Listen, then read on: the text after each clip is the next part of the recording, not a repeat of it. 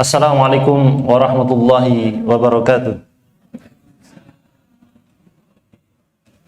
Alhamdulillah, Allahumma salli wa sallim ala nabiyyina Muhammad wa ala alihi wa sahbihi wa man wala. Qala Allah ta'ala qul inna salati wa nusuki wa mahyaya wa mamati lillahi rabbil alamin. Wa qala an-nabi sallallahu alaihi wasallam ittaqillaha haitsu ma kunta atbi'is sayyi'atil hasanata tamhuha ila akhir hadis. Wa qala an-nabi sallallahu alaihi wasallam aidan fi hadis syarif khairukum li ahli wa ana khairukum li ahli. Amma ba'd. Secara khusus jamaah Masjid At-Taqwa Ronggowuni, karena At-Taqwanya dua ya, At-Taqwa Ronggowuni, provinsi Tumpang, insyaallah, Kabupaten Malang ya, Kecamatan Tumpang, Kabupaten Malang. Saya nggak tahu ini ada hubungannya dengan sambal tumpang atau enggak. Kayaknya sebelah kiri saya kuah-kuah ya tadi ya, Masya Allah. Dan secara khusus juga yang pemirsa Jiwa Tenang TV, menenangkan hati dimanapun Anda berada. Alhamdulillah, kita Allah pertemukan dengan iman, insya Allah. Kita bertemu karena Allah, berpisahnya juga karena Allah. Kita tidak bertemu karena niat dunia di sini. Nggak ada presentasi MLM ya, nggak ada kan ya? Tidak ada niat-niat yang lain, niat duniawi yang lain tentunya. Kita niatnya karena Allah, mengamalkan wa tawassau bil haq, saling menasehati, bukan karena saya lebih baik, wallahi bukan karena itu ya, karena saya diamanahkan di kursi ini gitu. Kalau mau gantian enggak apa-apa, monggo. Situ. Tapi ya karena saya yang disuruh ya saya harus taat kepada Bapak Komandan Pak Khusairi ya. Ya, baik.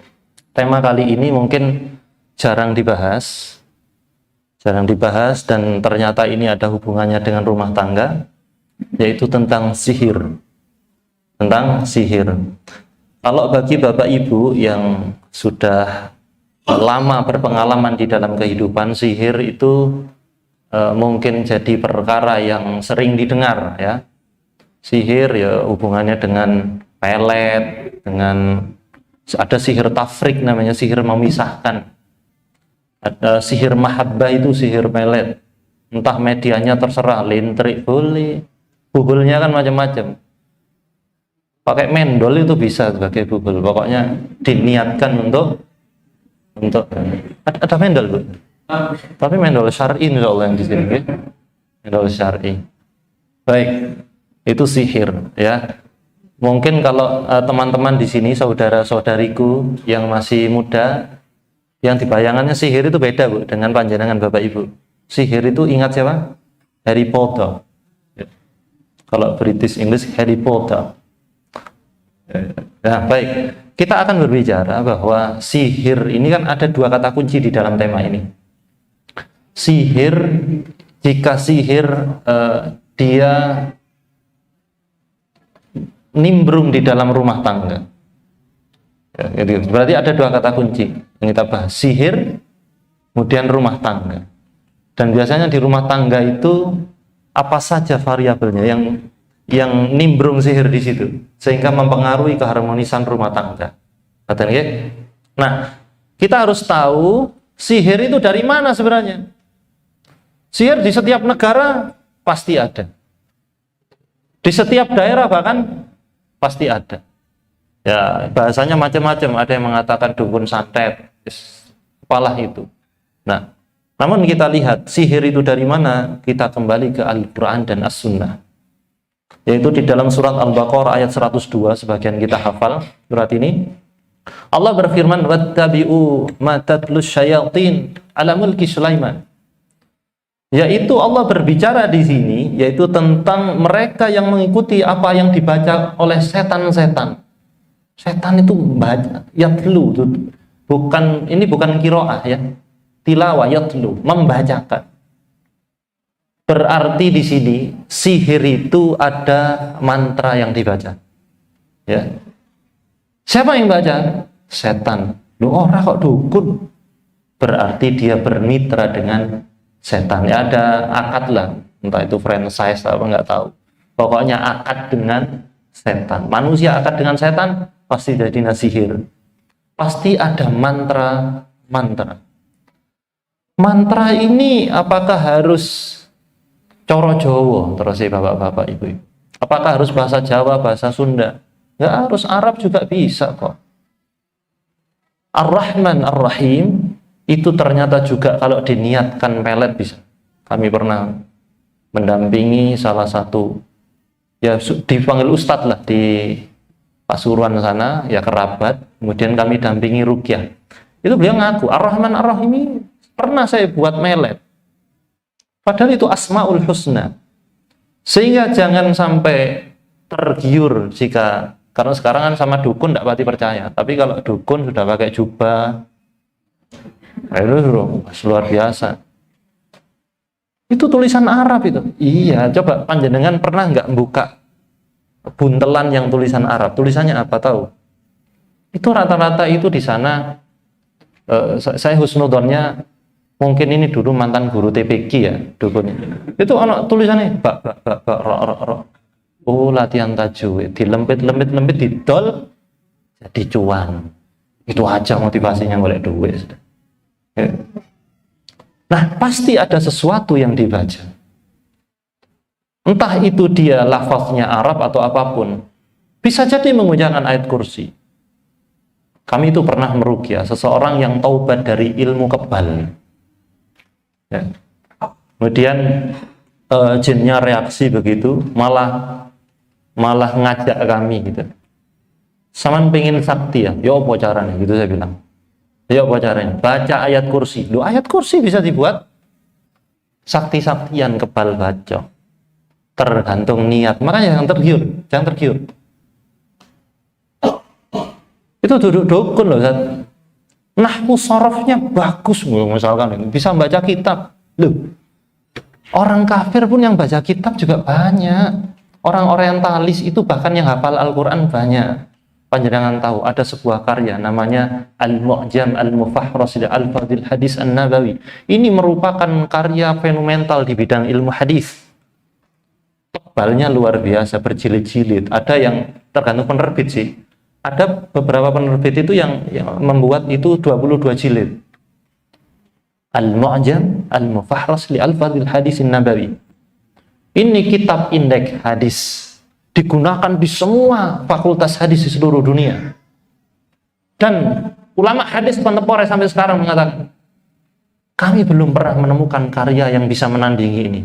Siapa kira-kira yang membuat karya ini? Arsene Jan Wensing, muridnya Senuk Hurgrunji. Dua-duanya adalah rektor Universitas Leiden.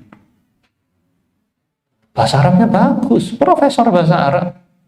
Kafir, karyanya lebih bagus daripada dukun. Nah, Masya Allah, wa subhanallah. Jadi jangan tergiur dengan tampang yang tampak seperti ulama. Dulu Senuk Hurgrunji itu pernah ke Indonesia dan dipacai ulama jenggoten dan merusak pemikiran orang-orang Jawa, orang-orang Indonesia. Dibelokkan Islam ini dari kemudian menjadi pemahaman liberal. Senuk Hurgrunji pernah ke Indonesia. Sejarahnya. Sekali lagi jangan tergiur yang berbau Arab-Arab. Pokok Arab berarti syar'i. Ya enggak juga. Abu Jahal, Abu Lahab orang Arab. Tapi sudah lama di Arab loh. Unta itu sudah lama di Arab. Ya. Jenggoten mana? Sama jenggotnya kayak serundeng. Maka dari itu, pemahaman itu jangan dilihat dari penampilan.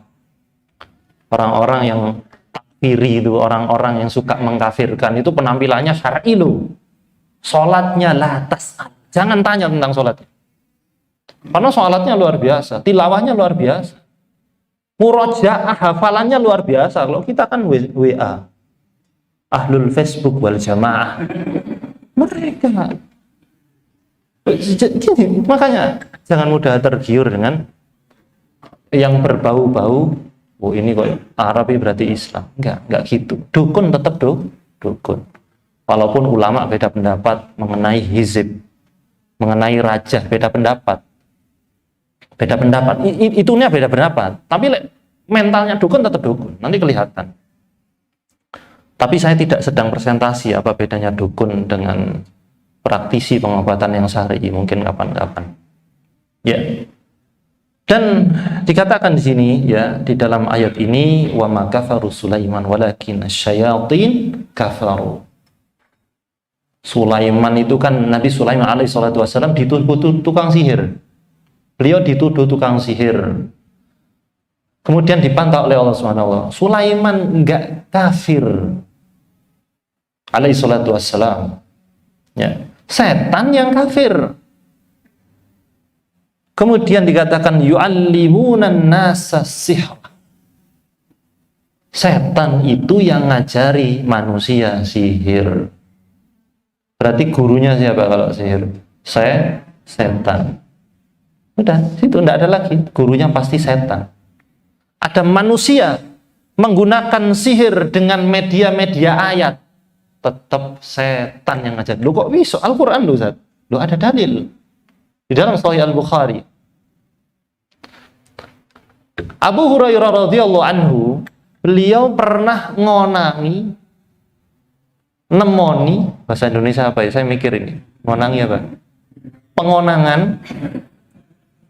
Ada orang, di malam hari ada orang nyuri gandum. Ya kita masyhur di sini. Ditangkap sama Abu Hurairah. Ayo bang, tak kandakno Rasulullah. Nah, ini dia orang takut kalau dikandakkan ke Rasulullah. Jangan dikandakkan ke jangan diadukan kepada Rasulullah. Jangan benar-benar. Jangan diulangi tapi kata Abu. Ya enggak saya ulangi. Kok mindo gawe. Akhirnya ngonangi lagi, ditangkap lagi sama Abu Hurairah. Ditangkap lagi.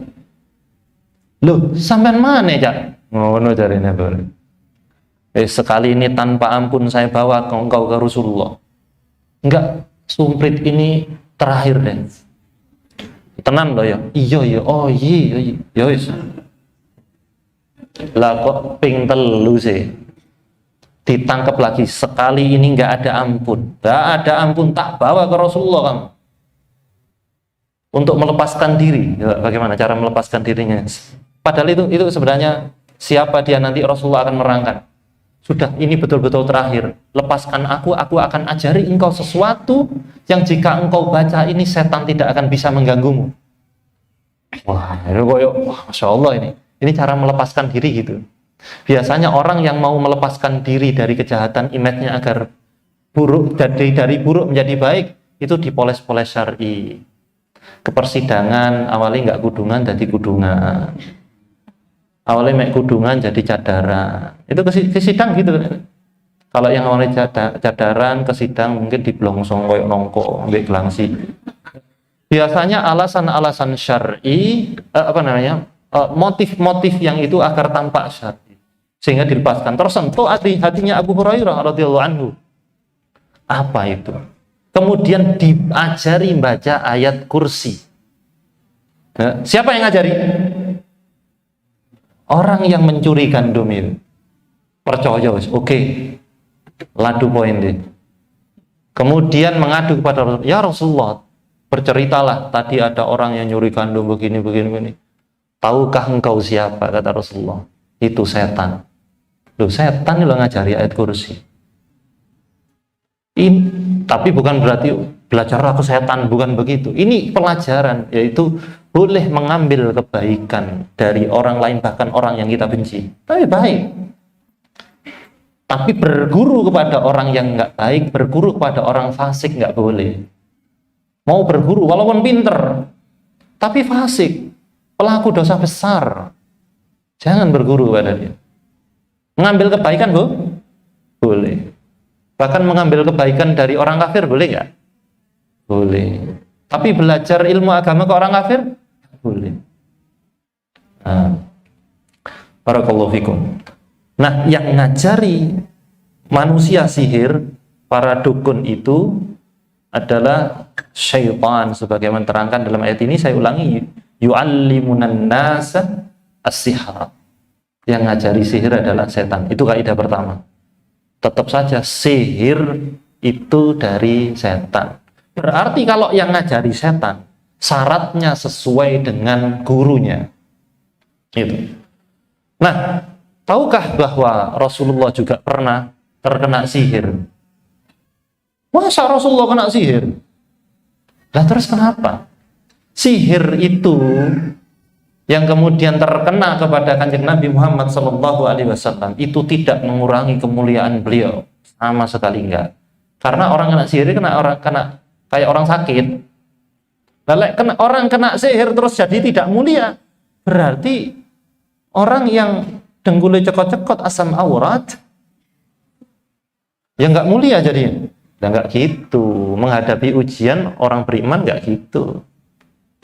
Bukan berarti kena sihir terus tidak jadi mulia. Bahkan Anas bin Malik radhiyallahu anhu, ini manusia ini yang saya sebutkan, tidak ada orang yang hidup di zaman ini sampai hari kiamat yang bisa mengungguli kemuliaannya Anas bin Malik. Bahkan dia diruqyah oleh Rasul, melihat tanda-tanda gejalanya di matanya. Di matamu seperti ada gejala yang tidak baik. Kemudian dipanggil oleh Rasulullah, kemudian punggungnya dipukul. Ukhruj ya Abdullah, ana Rasulullah. Keluar kau musuh Allah, aku utusan Allah. Itu diruqyah. Jadi orang yang terkena gangguan jin, orang yang terkena sihir, sesungguhnya tidak mengurangi kemuliaan kalau dia menempatkan ujian itu berdasarkan keridhaan Allah Subhanahu wa Ta'ala. Itu caranya harus syar'i. Nah, dia pernah disihir dan kemudian dikatakan oleh Ibunda Aisyah radhiyallahu anha, beliau mengatakan begini. Ada hadis yang panjang, sahara Rasulullah sallallahu alaihi wasallam rajulun min bani Zuraik. Rasulullah pernah disihir oleh laki-laki dari Bani Zuraik. Siapa ini? Yahudi, di mana-mana ngaco. Yahudi di mana-mana ngaco. Ya. Disihir oleh laki-laki dari Bani Zuraik, ya, yuqalu lahu Labid bin Al-A'sam. Dia dipanggil Labid bin Al-A'sam. Ini salah satu sababun nuzul dari turunnya surah Al-Falaq dan An-Nas. Makanya salah satu senjata ngelawan sihir adalah Al-Falaq, An-Nas. Nggak perlu tuku jimat, nggak penting. Jimatnya tanda kutip ya ini Al-Falaq, An-Nas. Tak wocok bolak balik Ustaz, aku sih kelebonan jin. Macem-macem ono susana, tuyul, mual buka be arisan dek jidok ngono. Nah, bagaimana menyikapi ini? Nah, nanti ada kata kunci kenapa orang itu bisa diganggu jin. Maaf ya, saya sampaikan dulu. Kalau selama kajian ini ada yang mual, muntahkan, tidak apa-apa. Ada yang mual. Karena ini terkomunikasi dengan korin Anda. Baik, ada mual? Turun sarapan ente. Tenang, ada Nowar di samping kiri saya. Oke, insya gitu, rawon aku. Kenapa? Empok.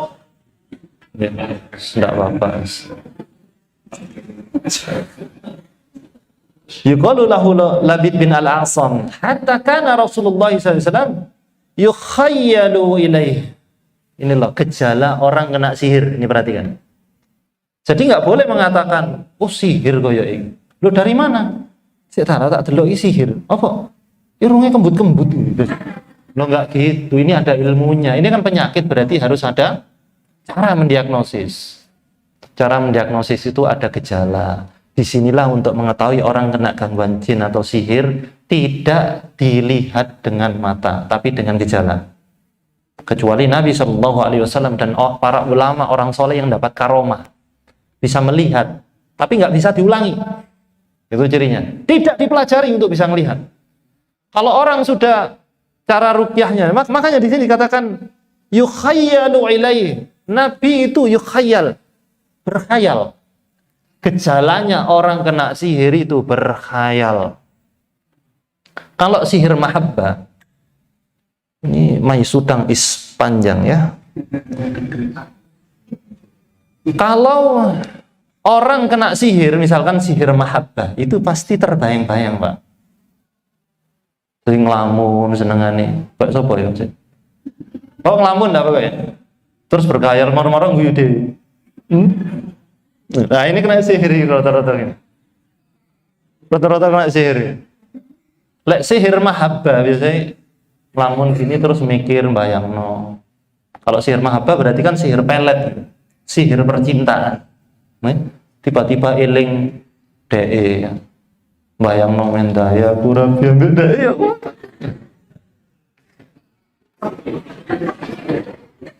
Ini gejala-gejala ini, ora usah jawil-jawil kancane. Udah, juga enggak usah ngaku ya. Ini air usah ngaku. Eling mantan. Oh, kan aduh jare. Saya barusan ngobrol sama Pak Sugeng. Beliau itu keluar dari grup alumni SMP karena tewur. Betul itu, Pak. Saya pernah punya pasien ruqyah, seorang ibu-ibu di Raja Jowas sini, di site of Tumpang ya. Itu sudah umur 50-an ibu-ibu, sekilingan mantane. Saya bilang, jangan sampai suami Anda tahu. Orangnya hadir nggak ya? Sebentar. Enggak, Raja Jowas. Enggak orang sini solihah, soli.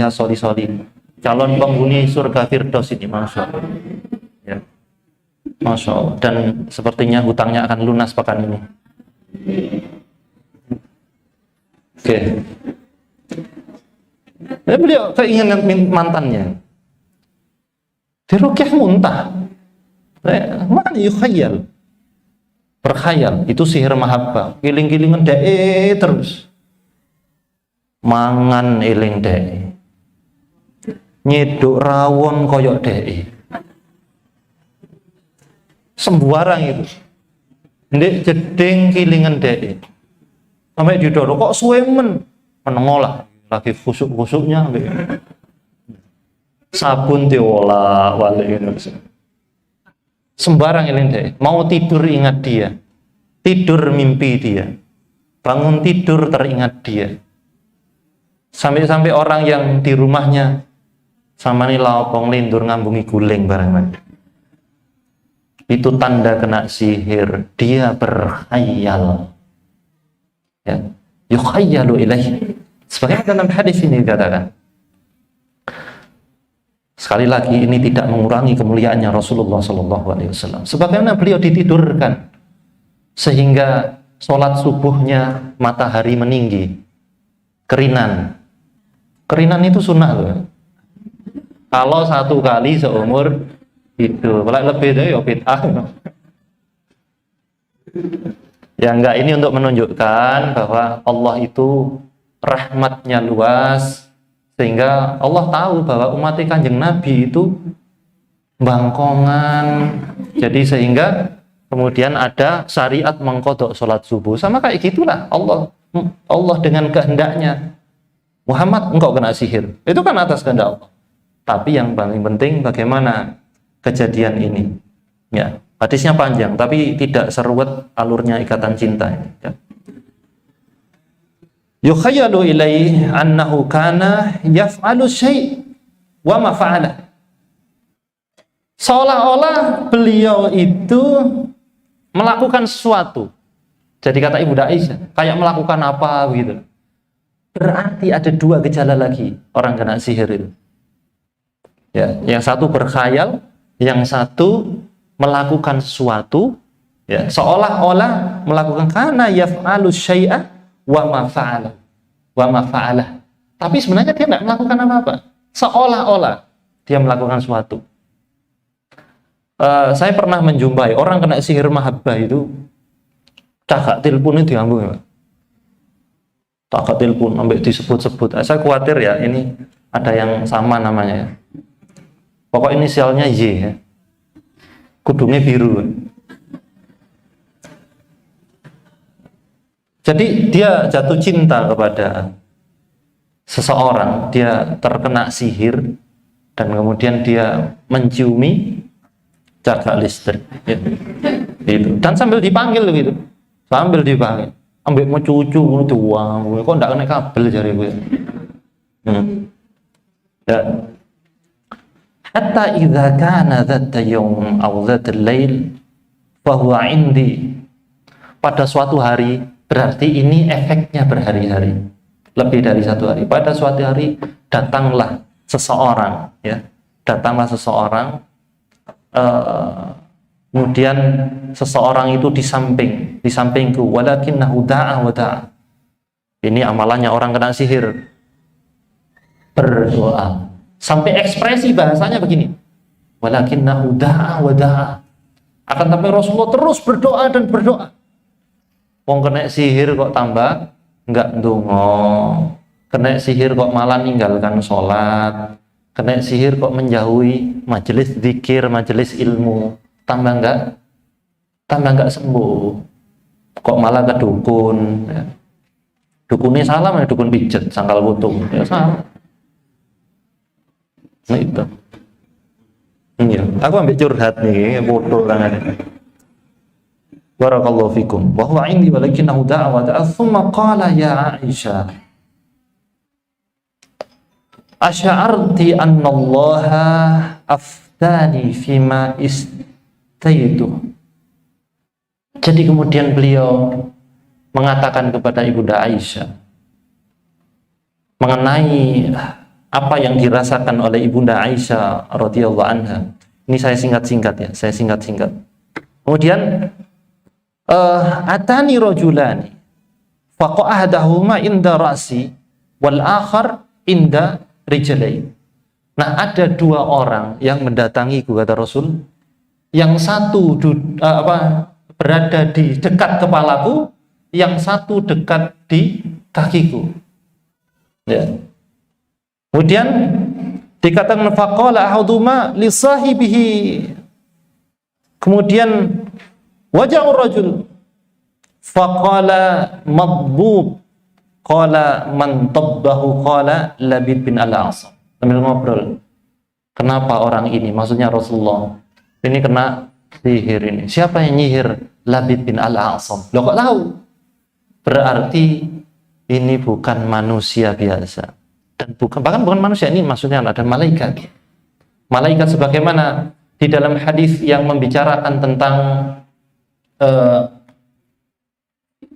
iman Islam, iman ihsan, ya, itu malaikat, ya, malaikat yang datang dalam bentuk manusia, gitu. Dan ini sebagai dalil bahwa malaikat bisa datang dalam bentuk manusia. Jin juga bisa, di dalam beberapa riwayat jin yang mengganggu Rasulullah ketika sholat itu dicekik sama Rasulullah sampai dirasakan lidahnya, dinginnya lidahnya menjulur ke tangan Rasul. Ya. Itu bisa juga dalam bentuk manusia. Juga di dalam banyak kasus ruqyah itu bisa menjelma menjadi anggota keluarga panjenengan. Ada yang menjelma jadi suami, persis bentuk fisiknya seperti suami panjenengan. Budal ojrek nyari ojir, kemudian kok balik Pak, meneng aja. Terus tiba-tiba panjenengan kan tidur ya di kamar, tiba-tiba sampean dibarengi. Itu. Makanya pastikan kalau ada yang datang seperti suami panjenengan, baca ta'awud. A'udzubillah. Nah, lek muring-muring berarti bojone sampean. Rasanya aku setan. Nah, itu berarti bojone sampean. Nggih. Kalau oh tidak ya, berarti jin, nggih. Jadi gitu cara ngecek. Ngoten nggih? Ngaji. Itu cara ngetesnya, Bu. atau baca bismillah atau dibacakan ayat kursi. Tekel kang lecek. Allahu la ilaha illallah. Apa Bu? Oh enggak, tapi jadi. Itu caranya nanti, itu tutorialnya. Nah, dan ala kulli hal, kemudian di dalam hadis itu ada sebuah pelajaran, yaitu dikatakan qala Labid bin Al-Asam qala fi ayyi syai', ya dikatakan bahwa yang nyihir itu namanya Labid bin Al-Asam fi ayyi syai'. Kemudian seolah dialog begitu, kemudian mengatakan dengan apa ya, buhulnya apa, kok bisa disihir ini, buhulnya apa? Qala fi mastin wa musyatah, itu buhulnya pakai sisir. Sihir itu pasti ada buhul di situ, menggunakan sisir. Dan juga dikatakan wajaffu tal'i nakhla, dengan manggarnya bunga manggarnya kurma. Dan ternyata bunga manggar kurma itu dikatakan ya wa aina huwa, dan di mana itu buhulnya? Qala fi bi'ri Zawan. Maharnya dicemplungkan diuncalkan dimasukkan ke sumur Zarwan, dilebokkan, ya didelepkan di sumur Zarwan. Buhul air ada, makanya salah satu buhul sihir itu biasanya dipendem. Kalau nggak ke sumur, kalau nggak gitu ke tanah atau gitu. Bisa nggak buhul tidak dipendem? Bisa, melalui makanan. Melalui makanan bisa. Makanan yang disediakan, minuman yang diberikan itu bisa menjadi buhul, media sihir. Melalui yang lain bisa foto. Gampang saya kira golek buhul foto ini. Tinggal stalking, diklik, dikrop, sihir jadi Pak. Berapa fotonya ibu-ibu yang ada di medsos? Ya, hapus ya. Gak apa-apa? Atau di private, kalau sekiranya ada misi siar, ya yang rame-rame, wajahnya kecil-kecil gitu kan. Kami beberapa kali nangani kasus ini, mahasiswa kena sihir dan medianya foto. Itu rata-rata mahasiswi yang disihir. Oleh bapak-bapak gimana? Fitnahnya kecil lagi-lagi dibanding perempuan. Iya. Fitnahnya kecil, ini katanya nyihir sama lah sopo. Baik. Oke, baik, barakallahu fikum. Dan ini ada buhul macam-macam. Kalau buhulnya itu menggunakan makanan, berarti letaknya di perut. Nanti ruqyahnya kita mengarahkan di perut. Berarti air ruqyah, ada air ruqyah yang diminum di situ. Kalau buhulnya sekiranya ada pendeman-pendeman, ya diduduk. Karena di dalam hadis ini dikatakan,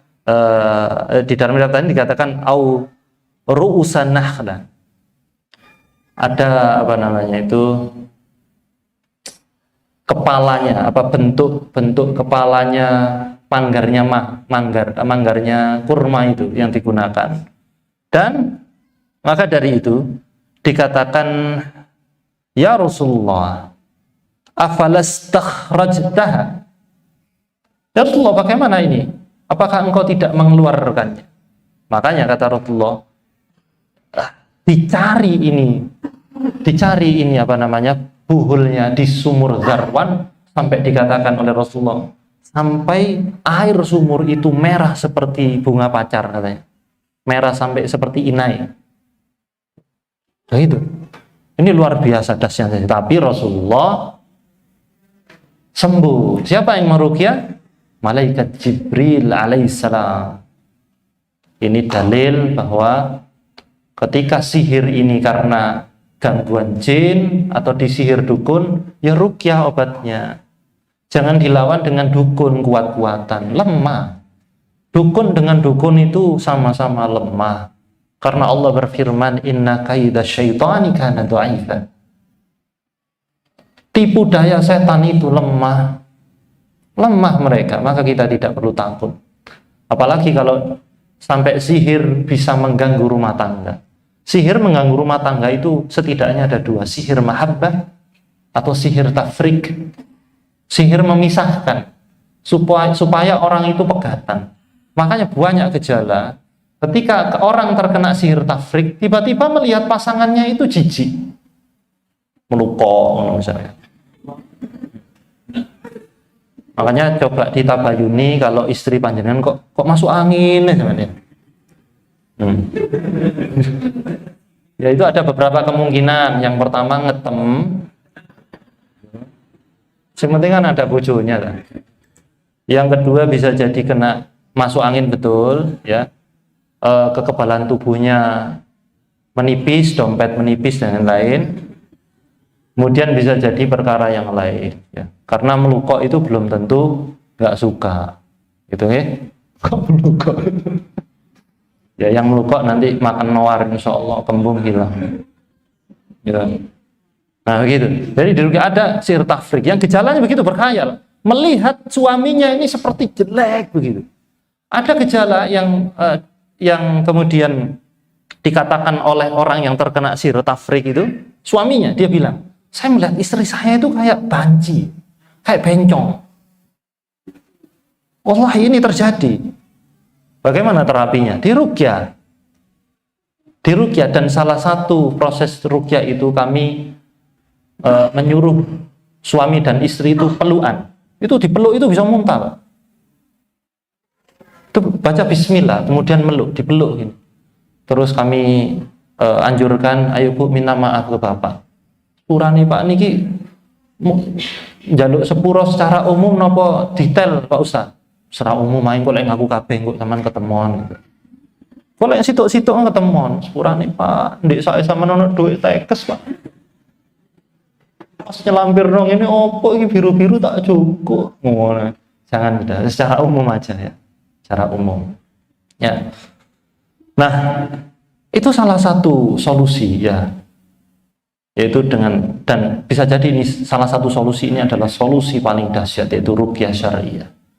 Dan setelah itu yang paling penting, ketika sihir itu menyerang keluarga kita, mengganggu keharmonisan keluarga, jangan juga fokus kepada nyalahkan setan.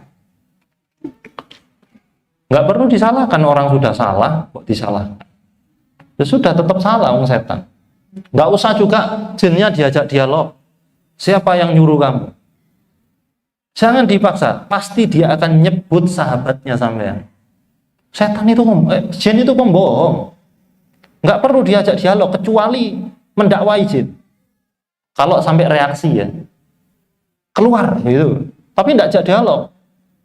Siapa namamu? Lah apa kata ta'aruf bareng jin? Nggak perlu. Statusmu apa? Duda, janda? Nggak penting. Sekolah di mana? TK apa? Karena nggak penting begitu. Nggak usah ditanyai. Apalagi nanya siapa yang nyuruh kamu? Pasti nyebut nanti saudaranya sampai. Nggak usah. Nggak penting. Nanti bisa adu domba.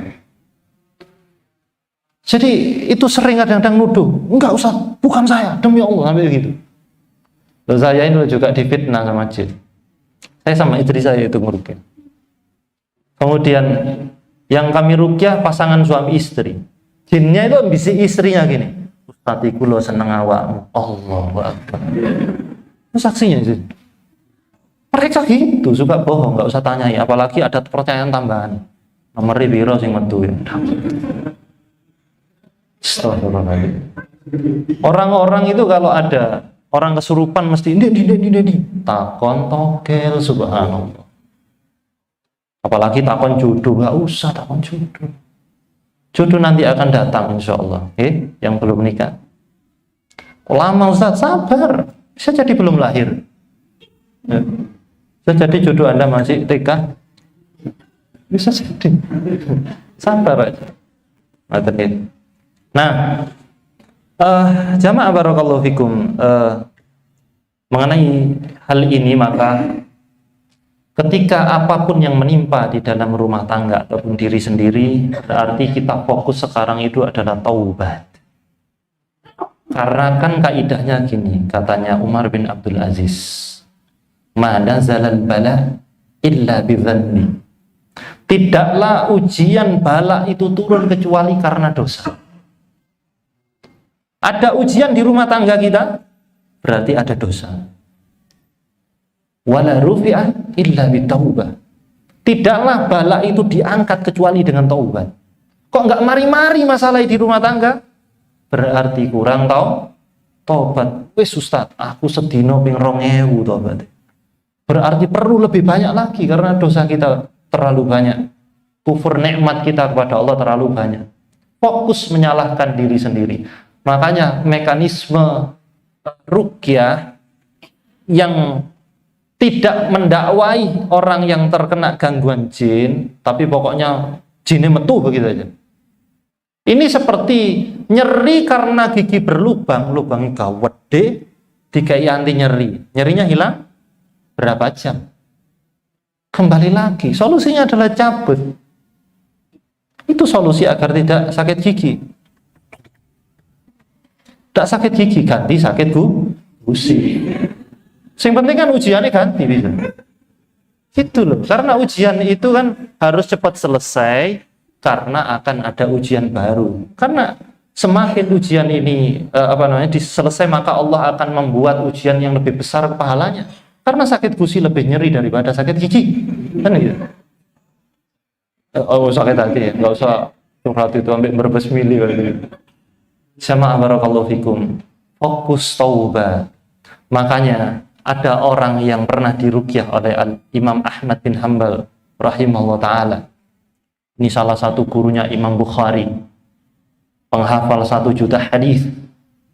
Ini salah satu imam ulama Ahlus Sunnah wal Jamaah. Ya, Imam Ahlus Sunnah wal Jamaah. Nah, beliau pernah meruqyah seseorang tapi tidak dengan diri beliau. Waktu itu beliau ada kesibukan sehingga orang yang mengatakan, wah Imam Ahmad, di situ ada orang terkena gangguan jin. Beliau tidak sempat ke sana karena ada uzur. Di sini sandal gue, terompaku ini buat ngeruqyah. Sehingga orang mengatakan, ini sandal Imam Ahmad, terompanya Imam Ahmad, keluar kamu, takut keluar sembuh. Nah, ketika Imam Ahmad bin Hanbal meninggal, kumat mana? Balik henam jinnya itu, terus diulangi pakai terompanya, keluar, ini terompanya Imam Ahmad, wonge wis mati ya. Sehingga proses ruqyah yang tidak diawali taubat biasanya nggak awet. Oh, ini karomahnya Imam Ahmad, sandalnya sandalnya Masya Allah, ini karomahnya Imam Ahmad, ini jangan ditiru. Lek sandale kula panjenengan beda, sandal opo mari itu telek. Beda kualitas sandal. Rasulullah juga pernah meruqyah itu menggunakan ludahnya. Ada bayi yang koma, kemudian diludahi mulutnya sama Rasulullah. Kemudian sadar dengan izin Allah. Beda kualitas ludah. Maka kalau ada gitu, mangapa? Mau beda. Nek sampean wis akeh weci ini. Enggak sama. Nanti yang diruqyah, apa iki senikir lagi? Beda kualitas ludah ya. Saya ya kalau ngeruqyah ojo ngiduni lambe lah pokoknya. Ya, cukup dipukul sedikit begini, yes. Ada caranya lah, ada. Kitabnya ada.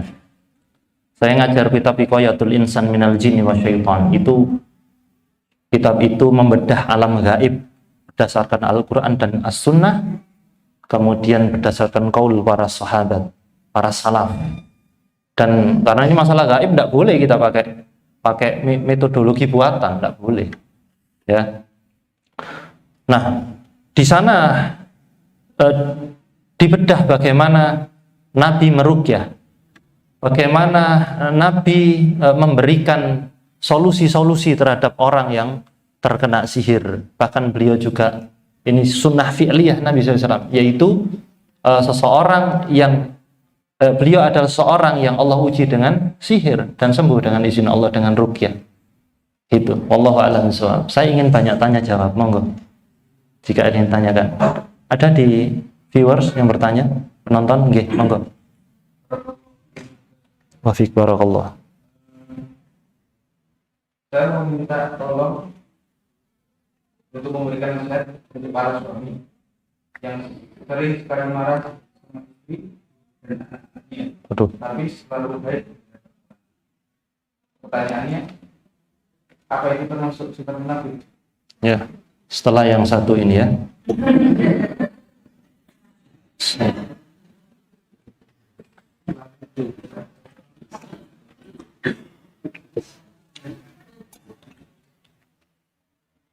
Kan enak panjenengan ingin doa. Baik, begini. Sama barakallahu fikum yang saya cintai karena Allah, dan penanya yang semoga Allah berkahi jenengan. Terima kasih curhatnya kepada AA. Ini tolong sampaikan nasihat kepada para suami katanya. Pak, jenengan mirengaken ini. Termasuk saya para suami. Ya, para suami yang suka marah-marah kepada istrinya, suka galak kepada istrinya, kasar kepada istrinya. Tapi kalau sama orang lain kalem, kalau sama orang lain nunjuk itu tangannya beda. Monggo. Tapi lah sama istrinya, Dendi Pak. Oh. Masya Allah, kita tiru Kanjeng Nabi Muhammad SAW. Beliau itu di medan jihad seperti singa. Masya Allah, berani. Bahkan tidak ada yang lebih pemberani daripada Kanjeng Nabi Muhammad SAW. Dikatakan waktu itu ada suara yang menggelegar di Madinah. Orang itu di dalam rumah malam-malam pada takut. Oh ya. Jangankan melegar, sama ini loh suara rantang pelonang. Ini orang-orang pada takut. Setelah itu Umar, orang ini berani Umar. Setan aja takut sama Umar. Kalau kita kan friend gitu. Itu Umar, Masya Allah. Ada setan mau liwat kok no Umar. Waduh, teori. Akhirnya lewat Umar lewat situ, kemudian setan akan lewat Candi Bang Jago ya. Candi Bang Jago. Itu Umar. Tapi siapa yang lebih pemberani daripada Umar bin Khattab? Nabi Muhammad SAW. Ketika orang sudah lama tiba-tiba keluar, ada apa ya? Kan kita suka ada, kalau ada suara kan nonton. Wah, kecelakaan yo, sakno yo, ndelok ae. Tapi ketika orang-orang pelan-pelan pada keluar, Rasulullah sudah datang dengan kudanya beliau, dan beliau membawa pedang di sana. Tenang, sudah tidak ada apa-apa. Ini Pak laki-laki, Pak. Suami begini, Masya Allah. Tapi kalau sudah di rumah, beliau membantu pekerjaan istrinya di dapur, kata Ibunda Aisyah. Jadi para suami itu kalau mau menjadi suami yang sunnah, ya bisa menjai brambang, kora-kora, ngepeli mendol, ngumbah godong kate, marut klopo, ngentasi omba-omba. Bahkan Nabi SAW menjahit pakaiannya sendiri, sama nyelundupno bolai 2 jam. Ini suami yang nggak nyunah ini. Beliau menjadi lemah lembut ketika bersama dengan istrinya. Ya, tapi kalau di luar, Masya Allah, beliau menjadi lelaki yang luar biasa, lelaki sejati, pemberani. Ya. Luar biasa. Makanya beliau bersabda, khairukum li ahli wa ana khairukum li ahli. Sebaik-baik kalian adalah orang yang paling baik kepada keluarga. Dan saya adalah orang yang paling baik kepada keluarga saya. Maksudnya ini bukan ria, tapi contoh aku. Gitu. Makanya mau ngetes orang yang paling baik, bukan yang paling baik dengan teman, tapi yang paling baik dengan keluarga, yang paling ramah dengan istrinya, yang menjadi sahabat anak-anaknya. Bahkan beliau menjadi kakek dan dibuat kuda-kudaan sama cucunya. Rasul inilah. Ini punggungnya manusia termulia di dunia ini yang pernah diciptakan oleh Allah. Tapi dibuat kuda-kudaan. Ini tidak harus dicontoh. Sunnah dibuat kuda-kudaan cucu. Kecedit zaman Bu. Mulai menang ini. Tapi kita lihat bagaimana beliau dengan anak kecil, Masya Allah, dengan cucunya beliau disukai, dengan keluarganya beliau disukai, Masya Allah. Ini. Jadi cara ngetesnya begitu. Enggak, ini kalau sama temennya neraktir, ditraktir, jaluk martabak model opo, dok bebek 20, nggak doke brontosaurus, ditukokno. Tapi istrinya minta martabak, alah nyeplok dok dewe. Asli nih yo. Martabak iku dadar ndok. Wono ayo ngomong medhit ngono lho Mas. Walasan. Mbah tuh kono martabak ojo seri. Padahal medhit. Saya begitu. Sama keluarga itu yang Masya Allah gitu. Yang baik, loman, senyum, bahkan haknya istri adalah gurauan suaminya. Punya suami kok koyok komandan upacara gitu. Enggak gitu. Gurauannya seorang suami itu merupakan haknya istri. Sikap menyenangkan. Kalau suami tidak pernah menyenangkan sikapnya, pokoknya kalau masuk rumah sudah kayak komandan upacara. Tukang di Pak. Lajang depan gerak. Astagfirullahaladzim. Yang lemah lembut, nggak pernah dijak guyon sama suaminya. Minimal didik-didik lah kelek. Ini udah jadi suami kayak Rasulullah.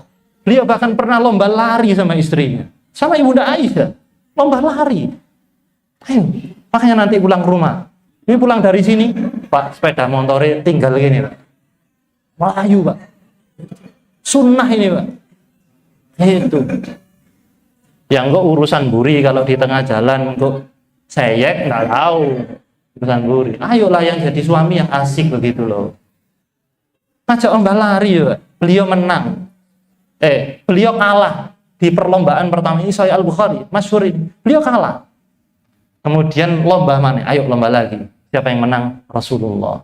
Kata para ulama, beliau sengaja ngalah itu. Kadang-kadang suami ngalah demi istri agar senang ini sunnah juga. Ayel-ayelan misalkan. Iki menggok kiri Pak, kanan, kiri, yo kiri. Ben seneng dodo mendokmu gitu. Ini sunnah, ben lego gitu hati. Ngalah dulu. Ngoten. Ini loh, kandani tidak percaya negara. Itu. Ngalah dan kemudian dikatakan, tapi hari ini aku kalah usabik. Aku didahului oleh Rasul. Li'annani asman min qabl. Karena aku lebih gemuk daripada sebelumnya.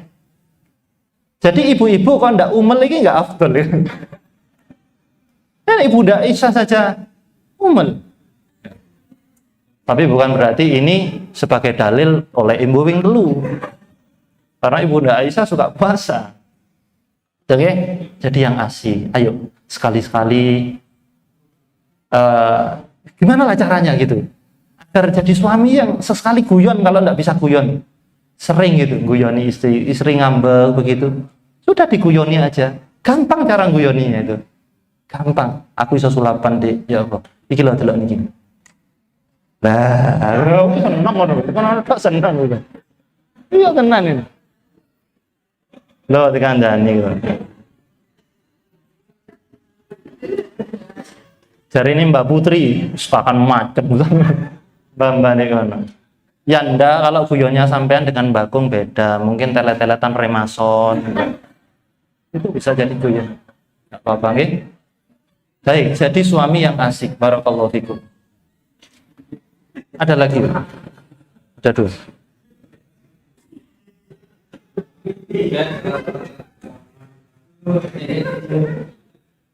Banyak yang menginginkan saya.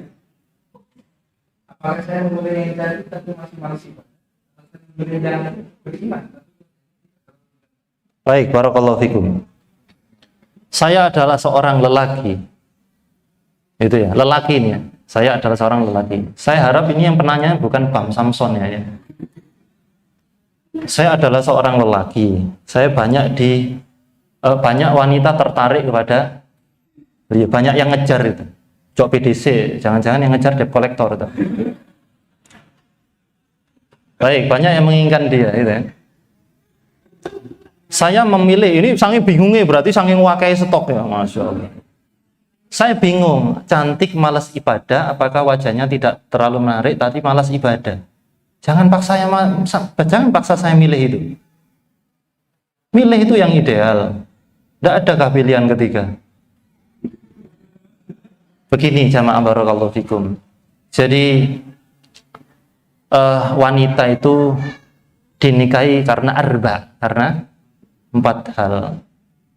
Karena limaliha, karena dia kaya, duwe truk akeh, timbangan wedi akeh. Itu punya kebun jeruk banyak. Karena kekayaannya dinikahi karena dia kaya, dan Ibnu Khadijah adalah orang kaya. Lihasabiha, karena hasabnya beda dengan nasab itu. Tunkahul mar'a lil arba, dinikahi perempuan itu karena 4 hal.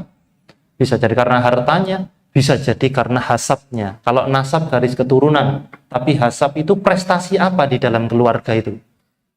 Oh, dhisik mbakung ku raja. Dene lodruk.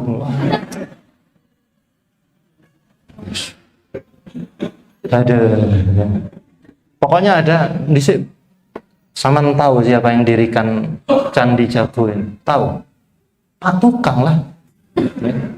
Dan pokoknya ada kebanggaan di nasabnya ya. Kemudian juga lijamaliha, karena rupanya.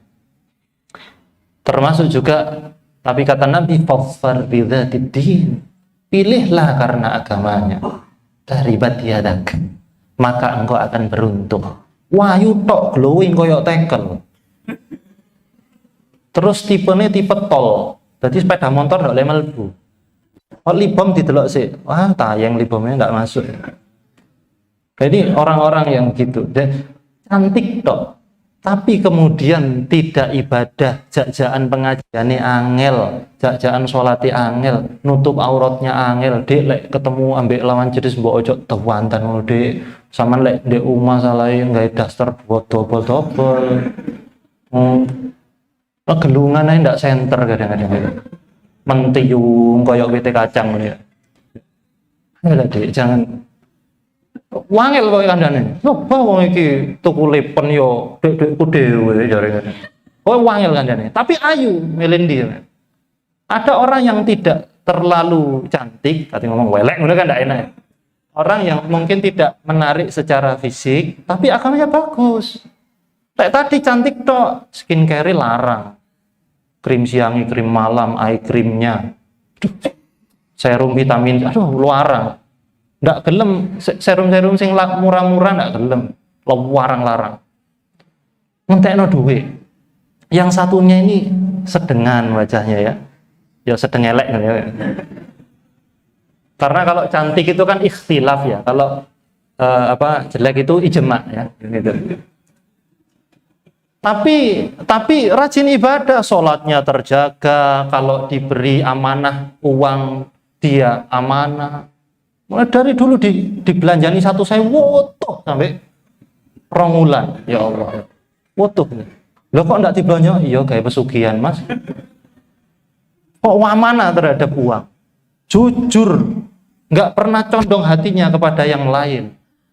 Tahajudnya luar biasa. Poso nih, poso Daud. Ini kan pengiritan ini.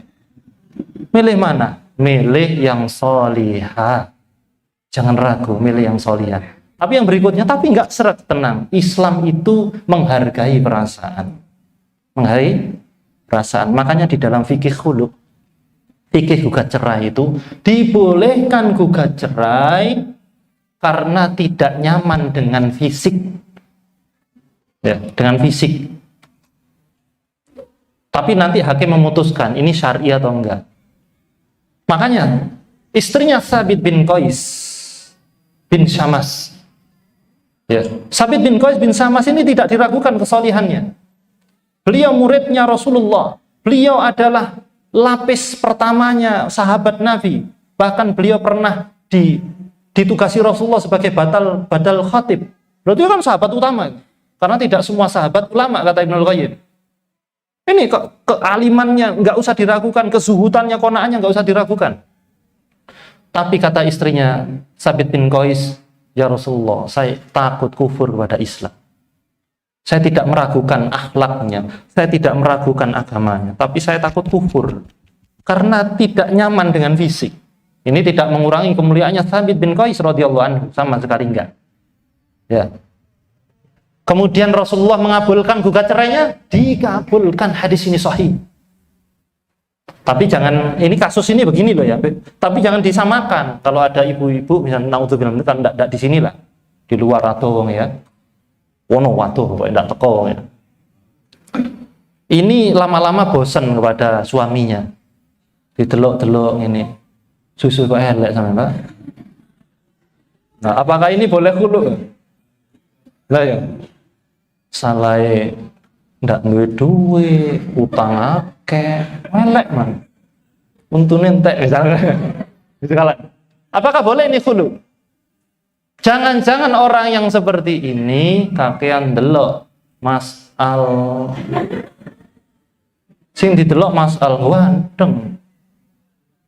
Ya. Bahkan delok drama Korea kan putih-putih gitu. Putih-putih ya. Delok bojone, waduh sepet. Ini enggak gitu. Tapi ini ada namanya di dalam fikih pernikahan ada hak khiyar memang.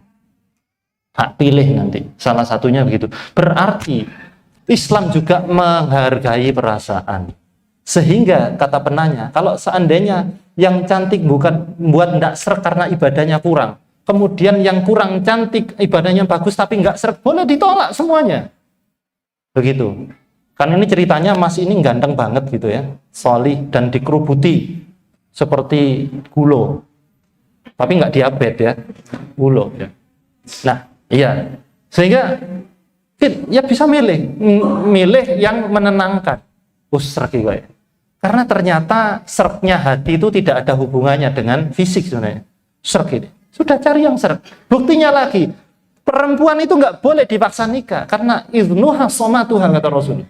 Izinnya diamnya, berarti minta izin perempuan. Ya pondok cocokan. Enggak, kemancungan Pak. Itu enggak apa-apa. Wah garu, delokan wong elak ngene kabutan niru ngono. Repot iki. Lek helman lo repot. Boleh karena enggak srek dengan fisik. Ada orang itu solih, ada itu orang itu ganteng. Kurang apa? Hafid Quran. Ganteng, dhuwur, putih. Terus seneng ngenyah, sapi kan ya. Pokoknya ganteng, hafid Quran, hafal hadis, hafal UUD 45, pokoknya hafal. Tapi nggak seret, ada nggak gini? Ada. Ini ya, jadi Islam tetap menghargai perasaan gitu. Kalau nggak cocok cari yang lain, karena masih banyak cari karena Indonesia ini 17.000 pulau. Jangan khawatir, ya. Barakallahu fikum. Mungkin pertanyaan terakhir dari jamaah mungkin. Nggih, monggo Bapak. Pak Putuna. Ini pada Nggih.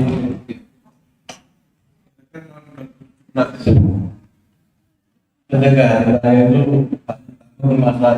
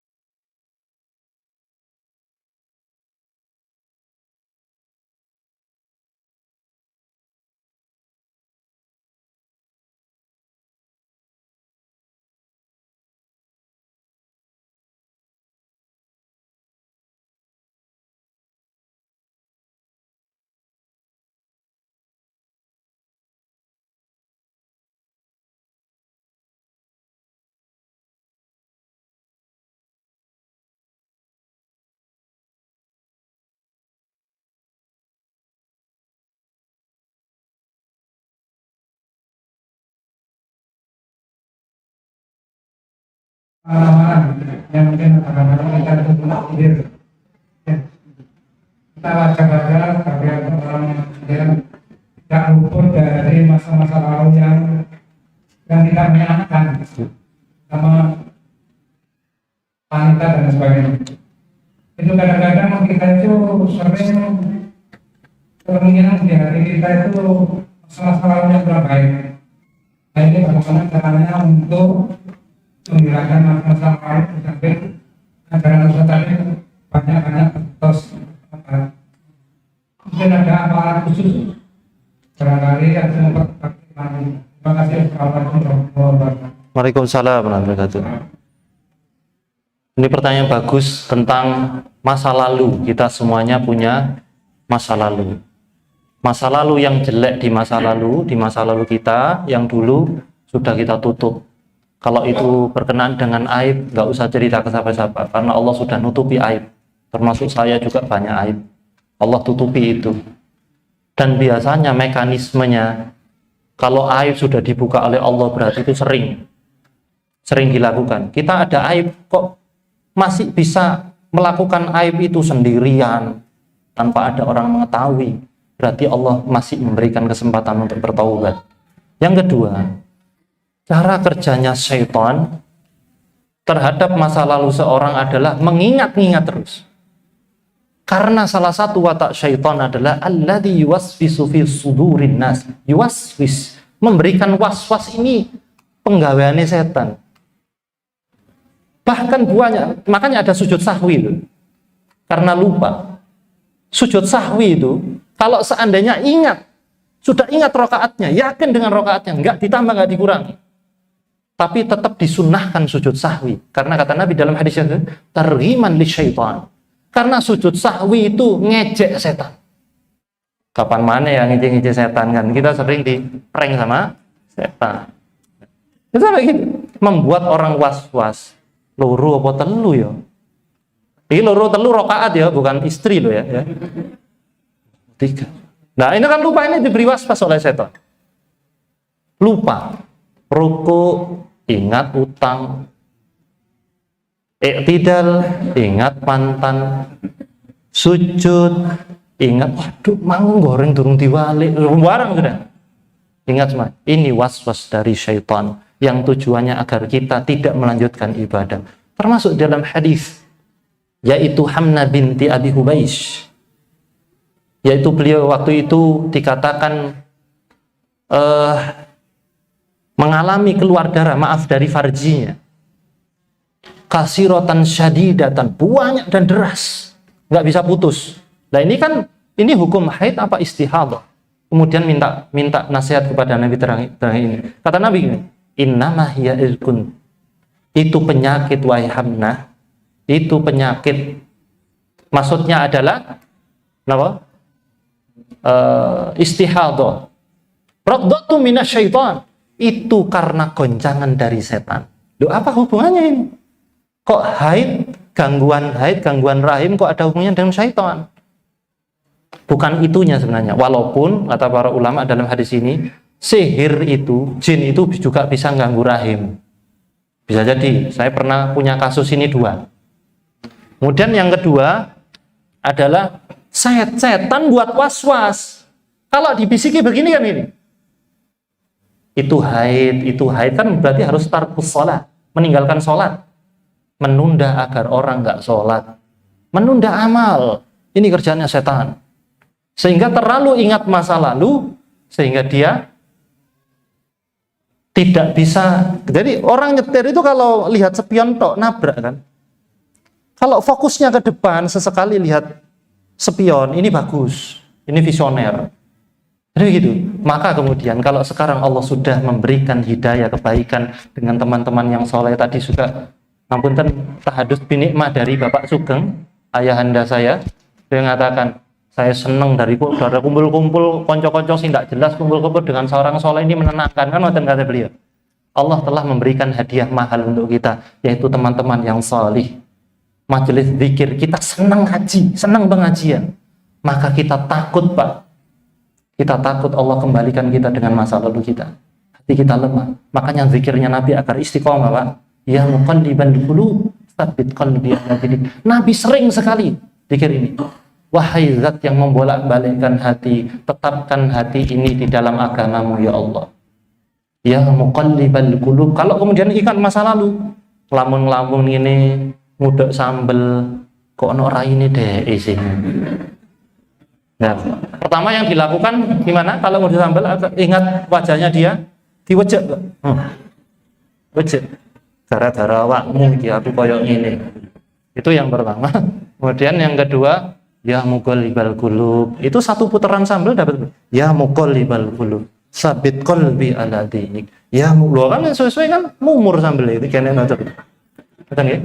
Ya muqallibal qulub, sabit qalbi ala dinik. Itu. Kalau kita selalu dihantui dengan masa lalu yang buruk. Kita enggak usah ijazah-ijazahan ya. Pegang ngeprine, Pak. Wis pokok ya muqallibal qulub, sabit qalbi ala dinik. Itu langsung dari sunnah Nabi sallallahu alaihi wasallam. Kira-kira itu yang saya sampaikan. Ya muqallibal qulub, tsabbit qalbi ala dinik. Wahai zat yang membolak-balikkan hati. Karena hati ini bolak-balik, gampang terpengaruh. Ya, tetapkanlah hatiku dalam agamamu. Ya muqallibal qulub, tsabbit qalbi ala dinik. Bapak asmanipun sinten? Pak Sair ya. Pak Sair. Pak Sair, masya Allah.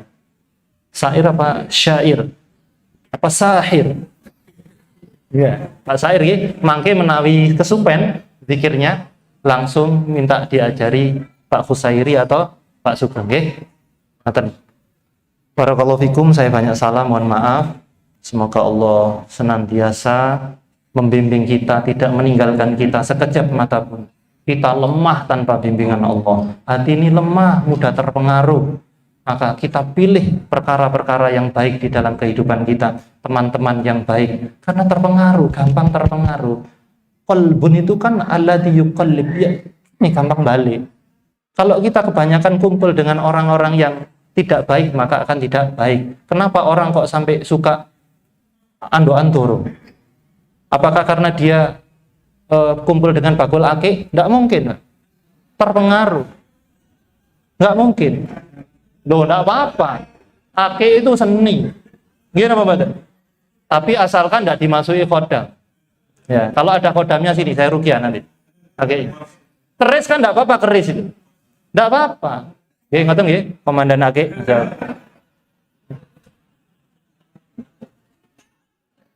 Enggak nyemoni nih ya. Enggak apa-apa, keris juga enggak apa-apa, keris itu senjata kok. Kayak ngirisi berambang ya ora apa-apa keris. Keris itu senjata seni luar biasa. Akik juga begitu. Kenapa beliau suka akik? Soalnya enggak kumpul karena bakul lele. Sorry ki bakul lele ki. Baik peternak lele profesional dan yang ternak di septic tank ya. Ngapunten. Alhamdulillah, mohon maaf. Wassalamualaikum warahmatullahi wabarakatuh.